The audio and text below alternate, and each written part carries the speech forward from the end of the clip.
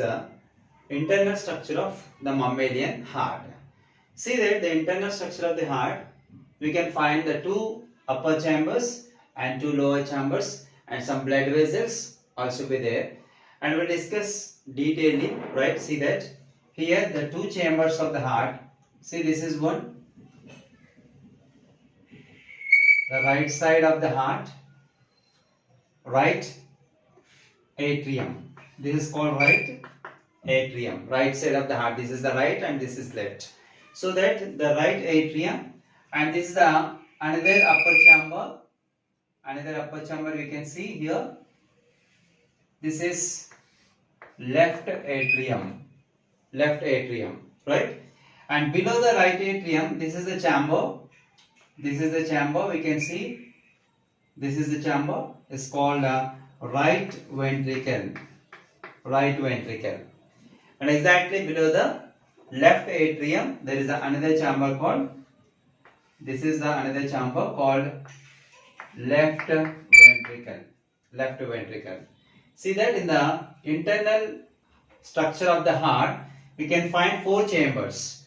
Two upper chambers called auricles, two lower chambers called ventricles. The upper chambers or right side is called right atrium. The left side chamber is called left atrium. Is the right ventricle and left ventricle. Right? Four chambers of the heart is the basic characteristic of the mammals. Later, when you see that between two chambers, this is the wall is between the two atria. Between two atria, we can find a wall. It's nothing but muscular wall which is separating both the chambers. That's nothing but interauricular septum. Interauricular septum, which is the muscular wall which separating the right atrium and left atrium, is called interauricular septum. Inter in the sense of middle of the both auricles. Later, between two ventricles, just you can see this one. This is the wall. This is the muscular wall. We can observe that between the two ventricles, right ventricle and left ventricle, between of these two chambers, we can find a muscular wall. It's called interventricular septum.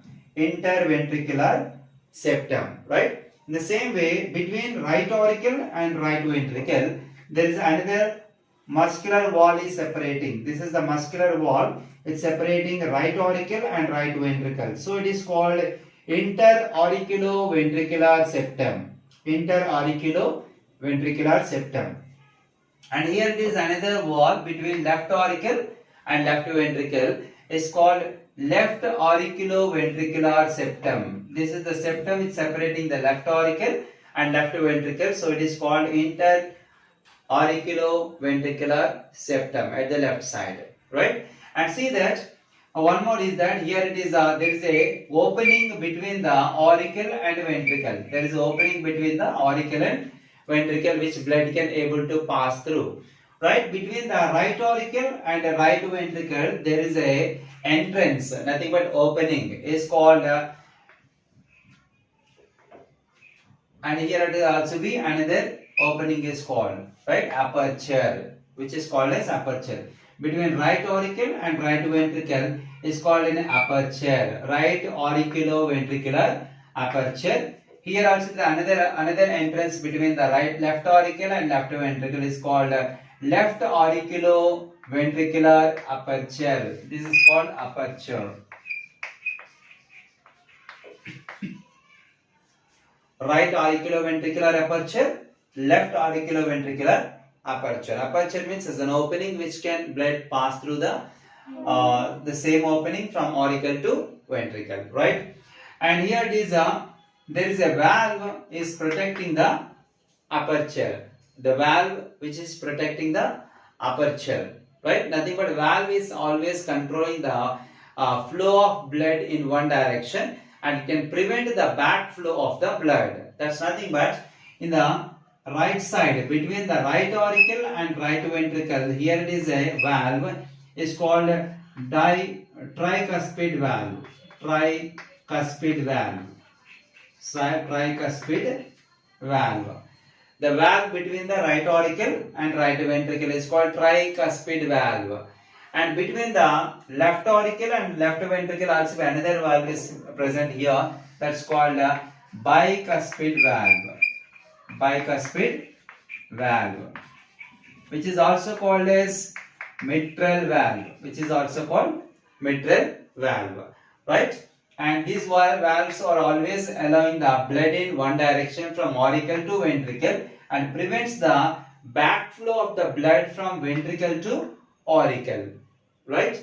And here it is the few blood vessels we are observing, few blood vessels, and the major blood vessels are, this is a superior vena cava, superior vena cava, and this is called inferior vena cava, inferior vena cava. Superior vena cava, in the sense of this, the one of the biggest blood vessel which receive the deoxygenated blood from the superficial parts of the body, right? This is the blood vessel which is receiving blood from superficial parts of the body, means that the parts above the heart like shoulders, arms and neck and head, right? And this is the inferior vena cava. Inferior vena cava is the blood vessel which receive the blood from the lower part, inferior parts of the body or below the heart. The body parts below the heart is collected by inferior vena cava, right? And later another blood vessel is there. Here we can see that the two blood vessels are there, which takes its origin from the right ventricle. This is the blood vessel which takes its origin from right ventricle. Is called this is left pulmonary artery. This is right pulmonary artery. Right pulmonary artery. Left pulmonary artery. Right pulmonary artery. This pulmonary artery takes its origin from right ventricle. Here it is started, and when it is coming out of the heart, it is divided into two branches, and a left pulmonary artery enters the left lung, whereas a right pulmonary artery enters the right lung, and this can carry the deoxygenated blood and transport it to the lungs, right? And one more blood vessel is here. It is a two blood vessels are there both the sides. These two are right pulmonary vein, and this is the left pulmonary vein, right? Right pulmonary vein, left pulmonary vein, right? Actually, arteries are the blood vessels which carry the oxygenated blood, and whereas the veins carry the deoxygenated blood. In general, it is called impure blood. But whereas the pulmonary artery and pulmonary vein are not restricted to the same kind of function, because pulmonary artery carries the deoxygenated blood, whereas the pulmonary vein brings the oxygenated blood from the lungs to the heart, right? And one more blood vessel, the major blood vessel, you can see that the arch-like structure is called, it is the aorta. It is called aorta. It's also called a systemic artery. Systemic artery. Systemic artery, right? And this is the blood vessel which originates from the left ventricle. Here it is originated, and it receives the oxygenated blood and supplied to all the body parts, right? This is regarding the structure. And one more thing is here, it is here we can find a node, and here also another node. Two nodes are there, right? This is a SCA node and AV node. SCA node, AV node, sino node and sino-auricular node and AV node, or atrioventricular node. See that this is the node which can initiate the heartbeat, right? And that can be initiated because of that electrical impulses. Both the auricles can be contracted and relaxed, right? And that contraction relaxation process can be taken forward by the AV node. Here it is.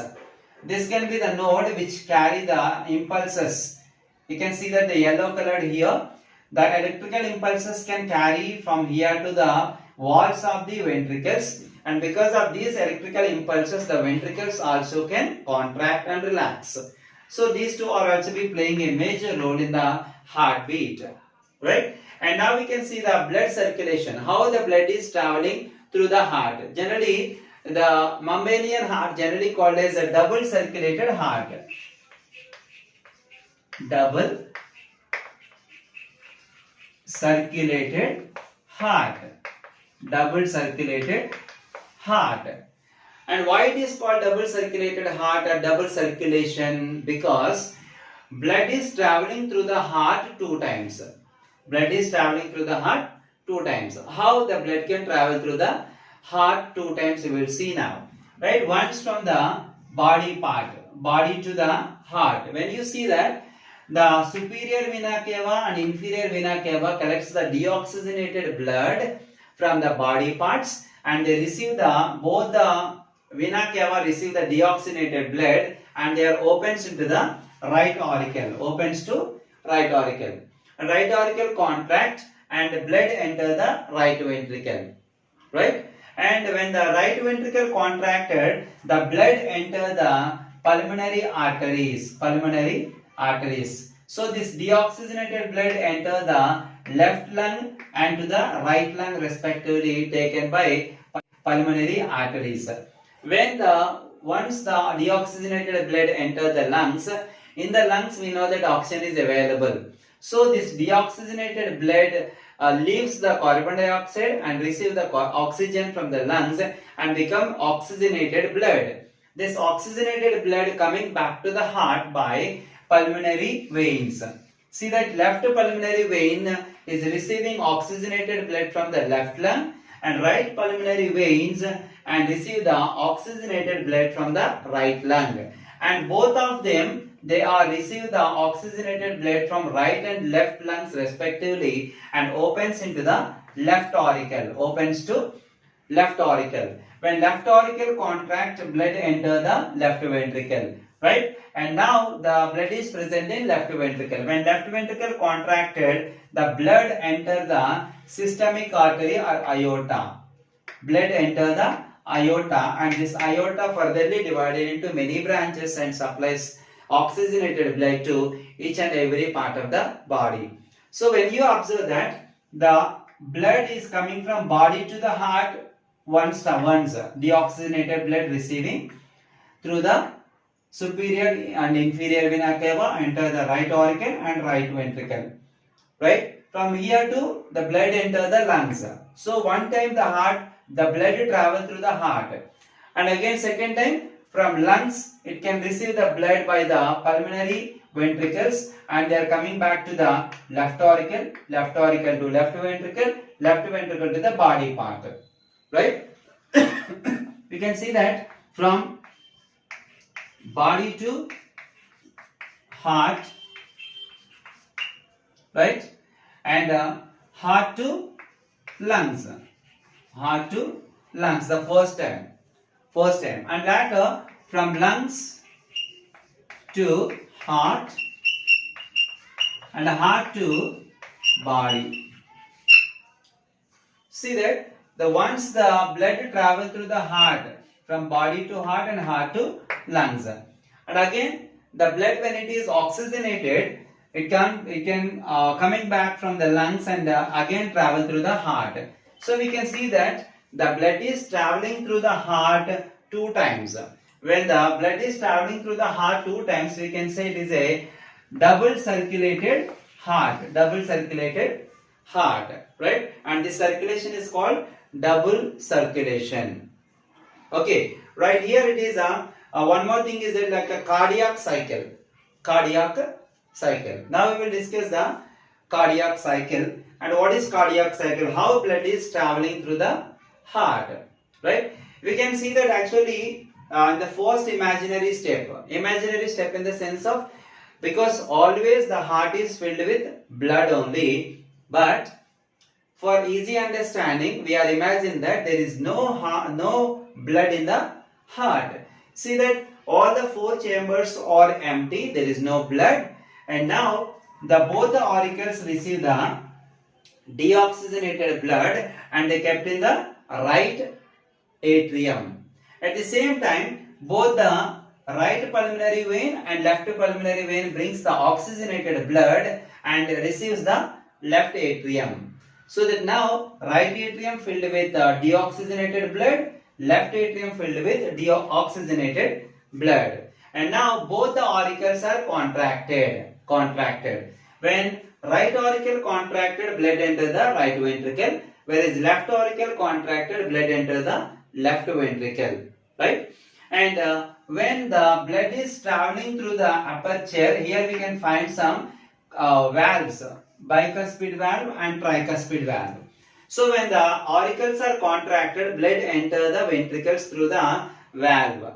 So that valves are opened and blood enter the ventricles, right? Now ventricles are contracted. When ventricles are contracted, the valves of tricuspid and bicuspid valves are closed, because when the ventricles are contracted, maybe blood enter the auricles again.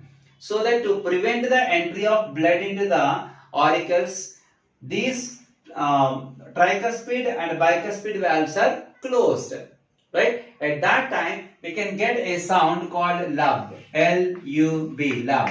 We can get a sound lub.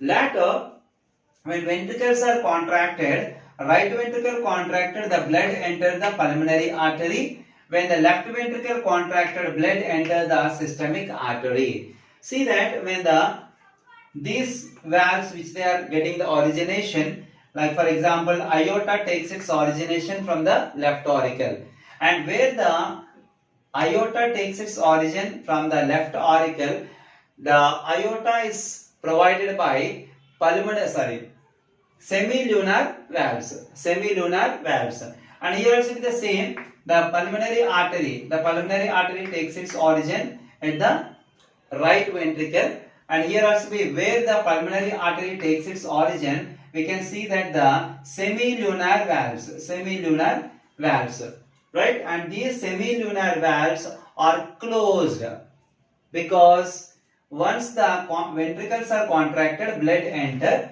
and if the valves are not closed, the blood will coming back again. So that when the ventricles are contracted, blood enter the respective blood vessels, immediately the semilunar valves are closed. And when the semilunar valves are closed, then make another sound, strong sound called dub. D-U-B, dub. Right? So this is rhythmically happening every time, right? Lub, dub, lub, dub. This is generally called as a heartbeat.